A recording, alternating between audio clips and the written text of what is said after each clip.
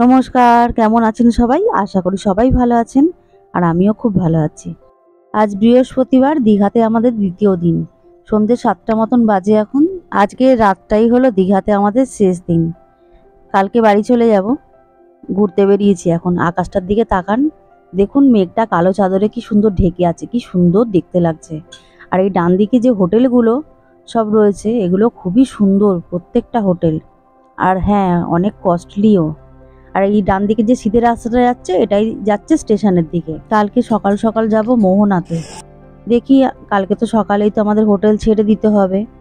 তো কতটা সকালে ঘুম ভাঙে দেখি, তারপরে তো যাব মোহনা। আজকে একটু মন ভরে একটু মাছ ভাজা খেয়ে নেব। আর তো হবে না সমুদ্রের মাছ ভাজা, কাঁকড়া ভাজা এসব খাওয়া। তো কাঁকড়াটা তো অ্যাভয়েড করছি, মাছ ভাজাটা আর হচ্ছে চিকেন লেগ পিস এগুলোই খাবো। আমার সমুদ্রটা বরাবরই বিশেষ পছন্দের। এত ভালো লাগে, শুধু মনে হয় এই সমুদ্রের ধারে চুপচাপ বসে থাকি আর দেখি শুধু সমুদ্রের এই ঢেউ। সেদিন তো মার্কেটের একটু ভেতরে ঢুকেছিলাম মাছ ভাজা খেতে। তো আজকে দেখলাম একটু হাঁটতে হাঁটতে এগিয়ে এসে দেখছি যে এখানেতে সমুদ্রের ধারেই মাছ ভাজা, কাঁকড়া ভাজা সব বিক্রি হচ্ছে। দেখুন কাঁকড়াগুলোকে কিরকম ঝুলিয়ে রেখেছে। আর এখানে দেখছি অনেক রকমের মাছও আছে।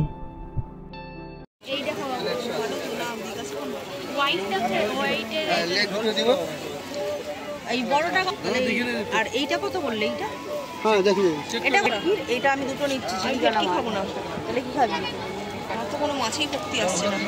মাছ আর আমি ওই চিংড়ি মাছই নেবো 1 প্লেট, কিন্তু কইটুনি দিচ্ছে। হ্যাঁ, কালকে আমরা এত পরিমাণে মাছ খেয়েছি যে আর মনে হচ্ছে না আর কোনো মাছ নেই।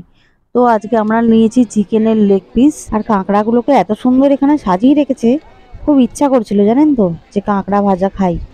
তারপরে অনেক সময় যে খবরের কাগজে দেখে নিয়েছি না যে কাঁকড়া ভাজা খেয়ে হচ্ছে মারা গেছে, তো ভয়তে আর নিইনি।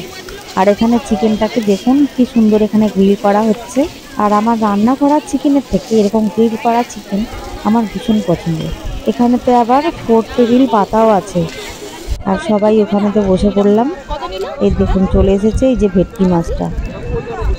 দেখি একটু ভেঙে কেমন খেতে।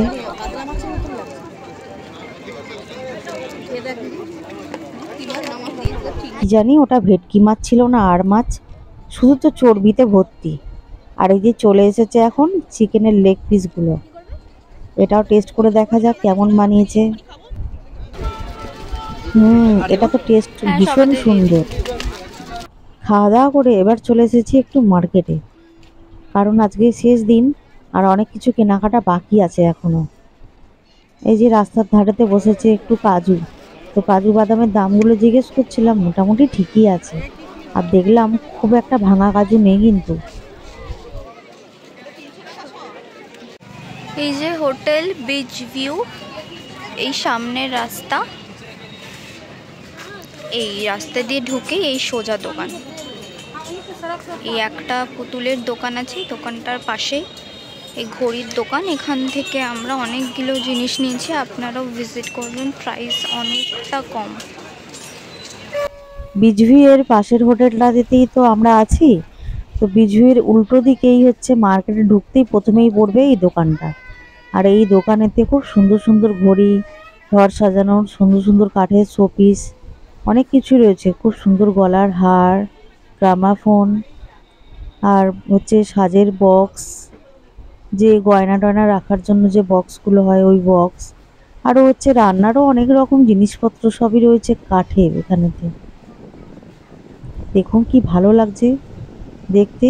ঘড়িও পছন্দ করেছিলাম একটা, তো আমি ভেবেছিলাম ওটা সাইডটা হয়তো কাঠের রয়েছে, তারপরে দেখলাম না এটা প্লাস্টিক, তাই আর নিলাম না।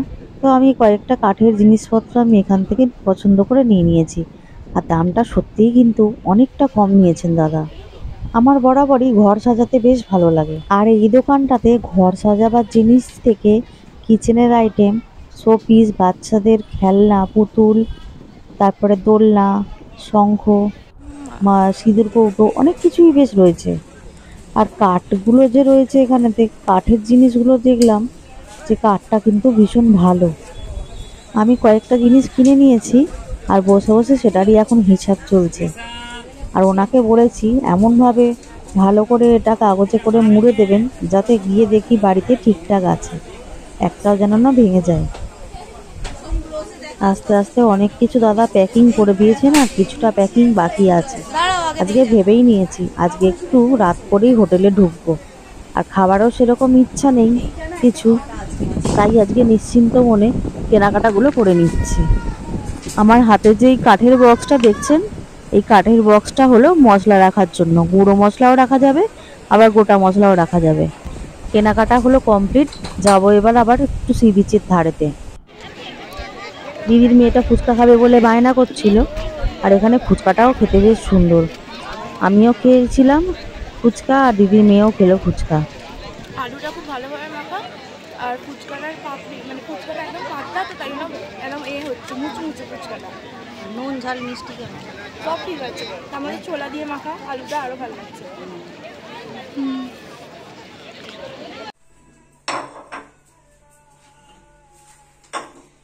সকাল 8টা বাজে এখন, আমরা আছি নিউ দীঘাতে। আজকে আমরা বাড়ি চলে যাব। মন ভালো লাগছে না, অবস্থা কালো হয়ে গেছি এই কদিন, তারপর তো মুখটা ফুলে গেছে।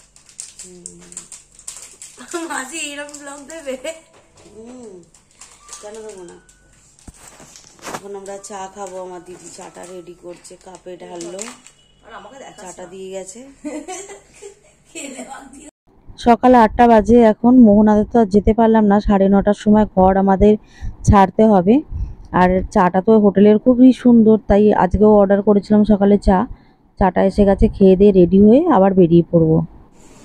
চলে এসেছি এখন এই হোটেলেতে। এই হোটেলটার নাম হলো আরুষ। অমরাবতী পার্ক থেকে 2 মিনিটের জাস্ট ডিস্টেন্স, হাঁটা পথ। তো এই হোটেলের ভাড়া খুবই কম, আর আমরা শুধুমাত্র ব্যাগপত্র রাখার জন্যই এই হোটেলটা কিছুক্ষণের জন্য আমরা ভাড়া নিয়েছিলাম। চলুন ভেতরে যাই। এই হোটেলটার কিন্তু অনেক ভিডিও আসছে এখন, তো আমরা ওই হোটেলেতে গিয়েছিলাম, গিয়ে জানতে পারলাম এখানেতে পার হেড কিন্তু 500 টাকা করে হলেই তবেই কিন্তু সকালে ব্রেকফাস্ট, লাঞ্চ আর ডিনার হচ্ছে ফ্রি।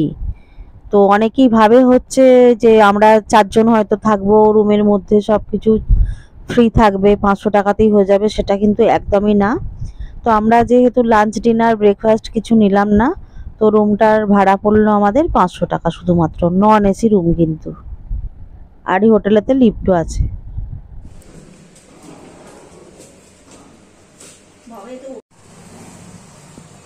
আমাদের রুম নাম্বার হলো 301। আমি এখন লিফটের জন্য দাঁড়িয়ে আছি। এই যে দেখুন, এই যে লিফট এসে গেছে।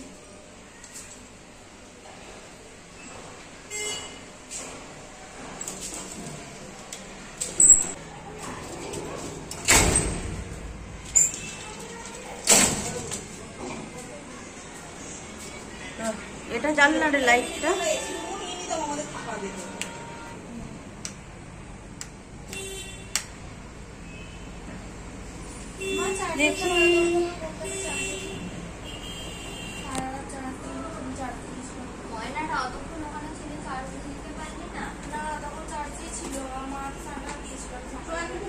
এই যে আমাদের রুম দেখুন। এই রুমটাতে পাতা আছে, একটা ডবল বেড আর একটা ওয়ার্ড্রব রয়েছে সরু, সামনে রয়েছে একটা আয়না। দেখুন খুলে দেখাচ্ছি। তো এর ভেতরে ছিল একটা কম্বল, ছিল কম্বলটা দেখালাম না। আর এই যে এখানেতে জামা কাপড় রাখা যাবে, আর একটা ছোট টেবিল, টি টেবিল পাতা আছে, দুটো চেয়ারও আছে, আর এখানেতে টিভিও আছে। এবার চলুন যাই, দেখি বাইরের দিকটা কেমন। এই যে বাইরেটা দেখুন, এখানে তো একটা হোটেল আছে সামনেতেই, আর নিচে রেস্টুরেন্টও আছে এই যে নিচেতে একদম। আর এখান দিয়ে অটোও পেয়ে যাবেন আপনারা। রুমের সাথেই রয়েছে অ্যাটাচ বাথ। দেখি বাথরুমটা খুলে, বাহ বাথরুমটা বেশ ছোটোর মধ্যে পরিষ্কার, আর গিজারও রয়েছে এখানেতে। যাই হোক, সব মিলিয়ে 500 টাকার মধ্যে আর কি চাই বলে। এবার আমরা বেরাবো মোহনার দিকে ঘুরতে, টাইম একটু নষ্ট করা যাবে না। আমরা নিচে নেমে পড়েছি, আর আমরা নেমেই পেয়ে গেছি একটা অটো। অটোটার এত ঘ্যারঘ্যারানি আওয়াজ এখানে যে কি বলবো, তো সাউন্ডটাকে আমাকে অফ রাখতে হয়েছে। আর এই যে আমরা মোহনাতে ঢুকে গেছি, দেখুন ডান দিকটা সি বিচ কি সুন্দর লাগছে দেখতে না। ডান দিকে এই পাড়ের ধারে ধারে প্লাস্টিক ঘেরা যে রয়েছে, এইখানেতেও অনেকে আসে টুরিস্টরা খাওয়া দাওয়া করতে, ওই মাছ ফাছ ভাজা এইসব খাওয়া দাওয়া করতে আসে। আর চলে এসেছি আমরা এখন মোহনাতে। মোহনা দেখছি আজকে অনেক ফাঁকা। পরে জানতে পারলাম যে এইখানেতে এখন যে বড় মার্কেটটা আছে, এখানে মাছ বড় বড় সব নৌকা করে নিয়ে এসে ধরা মানে রাখা হয়, স্টোর করা হয়, সেটা এখন মার্কেটটা বন্ধ আছে। এখন অনেকটাই বেলা, প্রায় 11:30 12টা মতন বাজে, আর আমাদের এখন টিফিনও খাওয়া হয়নি। তাই যাচ্ছি একদম মোহনার সামনের দিকে, ওখানে ছোট ছোট অনেক স্টল আছে, ওখানেতে এখন একটু টিফিন করতে যাচ্ছি। আগে ঘুরে আয় না।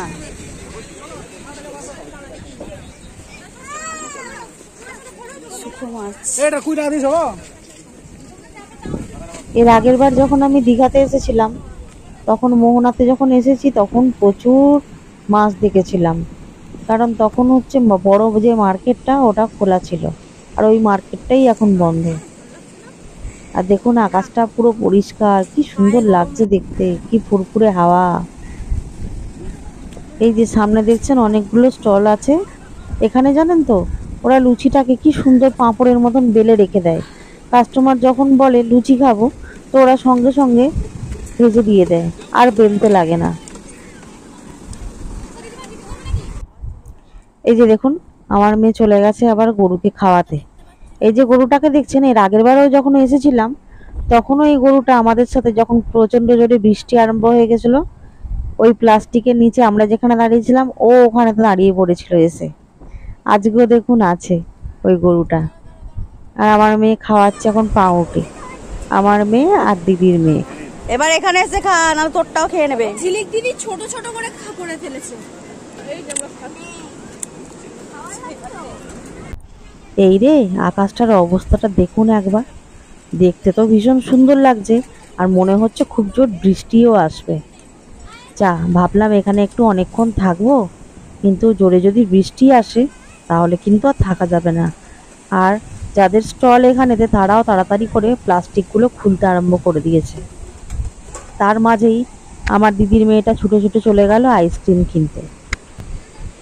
এখানে আবার অনেকেই এসেছে দেখছি, এইখানে স্নান করছে।